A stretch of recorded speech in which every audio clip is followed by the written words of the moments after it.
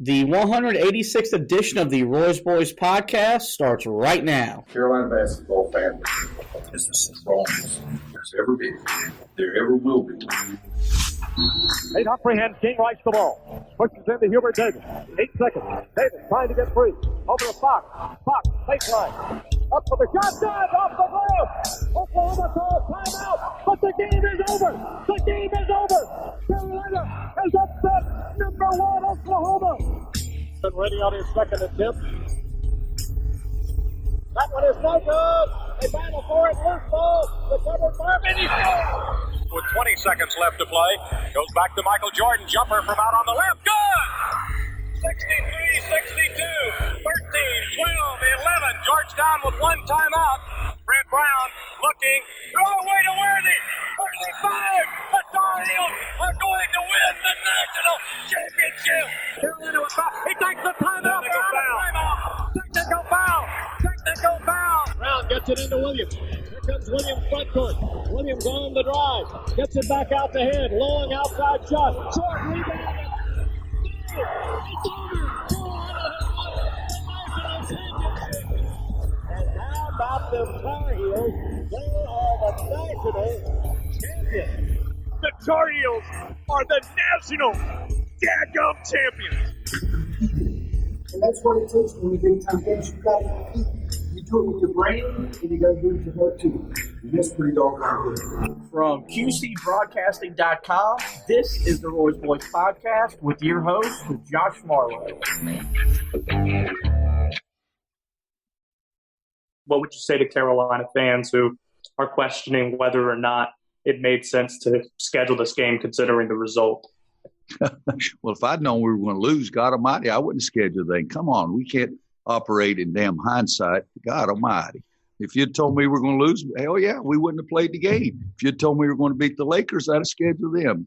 Carolina fans, they're not that dumb. If they are, I got no answers for them.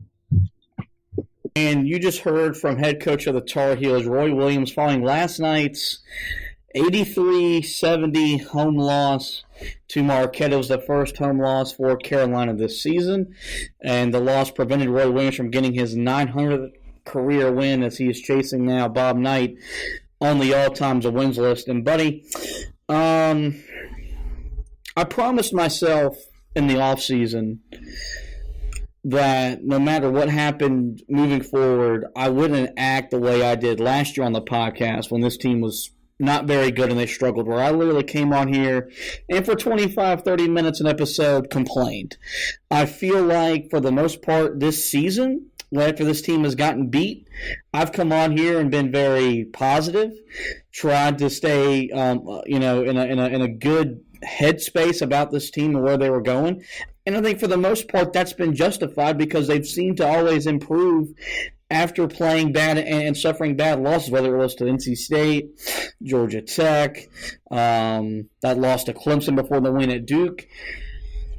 Last night was as frustrating a loss easily this season, and it's right up there with what we went through last year because this team, coming off a 45-point win over Louisville over the weekend, looked like they were in solid NCAA tournament standing. All that now is out the window, where now you've put yourself back in a situation where you've got to win at least 2 of 3 to finish out the regular season and win 2 games in the ACC tournament to make sure come Selection Sunday you're feeling pretty good about yourself. The difference between being 15-7 and 14-8 is really, really big. It's a lot larger than people probably realize. And that quad 3 loss is really going to put a damper on what's already a pretty weak resume for Carolina this season. But other than the NCAA tournament stuff, just a real disappointing, disheartening loss from a team that we thought had finally turned the corner last night. It's there's a lot to be concerned about. And you might be saying we're getting ahead of ourselves. How do you shift this quickly from where you were on Saturday with this team to where you are now with this team? Well, that's what this team is. There is no way to get a read on this team. I'm going to be real honest with you. I have no idea what this team is from game to game. Somebody tried to point out that physical teams are the ones that seem to bother this team the most. I don't think it really matters because I mean, look, I wasn't watching as intently as you were. I didn't think that Clemson was an overly physical basketball team. I thought Carolina just got beat in that game. I thought that game was more that Carolina just didn't play their best game. But yeah, this is as bad of a loss as they've had in a while. This is a game that you should have won with, I'm not going to say relative ease. I said, on the preview podcast that this is a Marquette team that plays people tough because that seems to be what the Big East is this year, outside of maybe Villanova at the top. This is not a game that you can lose. This is a quad 3 loss. So everything that you did to get yourself in position to get back into the NCAA tournament with that win over Louisville was pretty much thrown out the window. And now you're in a situation where there is no real margin for error. I think that if they lose the game against Florida State, they're probably okay, but they will need to win Syracuse and Duke, and more than likely will have to win 2, possibly 3 games in the ACC tournament to have a chance to play in the NCAA tournament. If you win the game last night, there's still a pretty decent margin for error. You wouldn't have as much pressure on you, and I don't think that this is a team that is ready for the pressure, especially after what we saw last night. So it is definitely concerning, and it's tough because you felt like this team was turning a corner, and as they showed last night, that's not necessarily the case. Yeah. First off, we got to give credit where credit's due, and that's to Marquette. They came in with nothing to lose, and they played a really, really good game. Steve Wojciechowski had his guys ready to go. Dawson Garcia, a guy that Carolina recruited very heavily, scored 24 points on 9 of 13 shooting and grabbed 11 rebounds. He was the best player on the court last night for a team that put 4 players in double-figure scoring. Carolina, after giving up only just 54 points on Saturday, gave up 45 in the first half and had their largest, not only halftime deficit, but their overall largest deficit at any point during this season.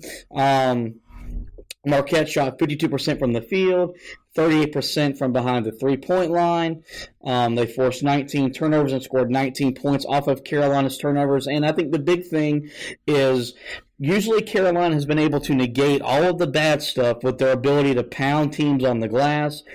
Carolina only out-rebounded Marquette last night, 35-34. And for that fan that said that physical teams have given the Tar Heels the fits this season, I don't look at last night's game and thought that Carolina got beat up physically. Maybe they did, from the naked eye on the television. That didn't seem to be the case to me. They just simply couldn't stay in front of the basketball, and they kept collapsing on drivers and leaving open guys open from behind the three-point line. So that was nothing with physicality. That was last night was more about Carolina's attention to detail, their commitment. Everything that they did right against Louisville went out the window in last night's game. And I think Roy Williams said it pretty much best, and was arguably his best post-game press conference of the year. He was like, he felt on Tuesday his team was in trouble because of their attitude and how they can't stand a little prosperity. And I think he's right, because this team hasn't really been able to string together big win after big win after big win. They had that 7-9 stretch at the end of January, early part of February, but since then this team has been up and down, and that's not what you need at this time of year when you're having to fight for the right to play in the NCAA tournament. On the Carolina side of things, this game came down to the fact that their guard play got absolutely abused last night. Only 1 of 14 in the first half, and they never recovered in the second half. Caleb Love, only 1 point, 0 of 6 from the field, had 7 assists, but had 3 turnovers. Kerwin Walton, who was just named ACC Freshman of the Week, 8 points, 2 of 9 shooting, only 2 of 7 from behind the three-point line. R.J. Davis gave you a big lift off the bench with 11 points, but he also turned the ball over 4 times. And there was moments in this game where Andrew Platek got good looks from 3 that if he makes them, maybe this game goes a little bit different. Only goes 1 of 4 from behind the three-point line for 5 points. And Anthony Harris really hasn't been a non-factor since returning from injury. Only 2 points and 0 of 1 from the field. And so we've mentioned it all year long. Carolina's front court's great, and they played a relatively good game last night. Garrison Brooks, 18 points, 8 of 10 shooting. Walker Kessler, 10 points, 5 of 6 shooting. Day'Ron Sharp, 9 points, 11 rebounds. Armando Bacot was quiet with only 3 points and 5 rebounds, but the growth of this team and where this team is going to go is going to depend on what this backcourt can do. And last night they just proved yet again they're not ready to carry this team when it matters most. Yeah, I think, with Kerwin Walden, I think it was an expectation that there would be games like this where you would take a step back. But I think, as you said, it was a culmination of the fact that every guard had a bad night, and it was every single guard. There was no guard that came out last night and played great. And you needed somebody that could step up on the back end for you. You look at the fact that they, in the second half, weren't really able to claw any closer than 8 points. That was because, you could go inside a couple of times, but once Marquette would figure out a way to start taking that away again, your guys on the outside could not knock down the shots that they needed to. I think one that we didn't mention there, but that had a lot of really good work in this game, Leafy Black, and it just wasn't his night. But Joe Barry said it a few years ago. Look, if you're going to take the shot, you got to have the stones to make the shot. Yeah. And that's pretty much what this team needs. Is look, if you're going to have these opportunities, you've got to be able to knock these down if you want to win. These types of games where you knew early on this was going to be a back-and-forth game. It was going to be one where you were going to struggle. So you needed these guys, you needed these veteran players like Leaf Black, like Andrew Platek, to go along with your veterans inside who actually did have pretty solid nights outside of Armando Bacot. You needed them to step up, and they just couldn't do it for you. And it's why Marquette was able to have as much success as they were. But my biggest thing about it, and probably on your end too, was that this team did not look anything like the team that we saw the other day against Louisville on the defensive end. They were out of sorts, looked like the team that we've seen for most of the season, with the inconsistencies on the defensive end, like too many timely offensive rebounds. So, yeah, I think that's got to be the biggest concern, because we thought they had turned a corner in that game against Louisville. Even though they were without 2 guys in their rotation, they still had all their starters, and Carolina played probably their best defensive game of the season. Carolina nearly allowed as many points in the first half of this game to Marquette as they allowed in the entire game to Louisville on Saturday. Yeah, no, it definitely was a very disheartening performance, and that all just came down to the fact that they weren't mentally locked in. They were not ready to play when the ball got tipped in the air, and Marquette was, and they put together a good game plan. And even though this team has struggled all year long and they haven't played well as of late, they showed you they are capable of playing at a really high level on the offensive end, and Carolina learned that the hard way. I think the thing that you're going to take away from this game is Carolina got back in the game in the second half because they used a full-court pressure defense that actually resulted in they forced some turnovers, and they got some easy buckets, and they sped Marquette up and really got the pace at where usually this team wants to play at under Roy Williams. I wonder if that's something that you're going to see more from Roy Williams and this coaching staff moving forward, because they've got to try something all year long. or they got to try something. They haven't really gone zone hardly at all this year, and they just man-to-man defense. It's too inconsistent. So maybe if you pull out a full court press and you get the ball trapped in the corner, which did a really good job of forcing the ball into the corner last night. You get some turnovers and easy buckets. You got to imagine at this point when you're 14-8 and you're scrambling to for your NCAA tournament lives, you're going to try anything. So I think we'll see a little bit more of that moving forward. It was just a weird game because I looked at the game with 8 minutes to go, which is when Roy Williams kind of looks at the score in terms of if his team's going to win. So that's when I look at the score and think, hey, can we win the game or not? And I thought with 8 minutes to go, I thought they were going to win the ball game. I think John Crispin made a really good point on this last night on the broadcast is that one of the things about Carolina is whenever they make runs, they make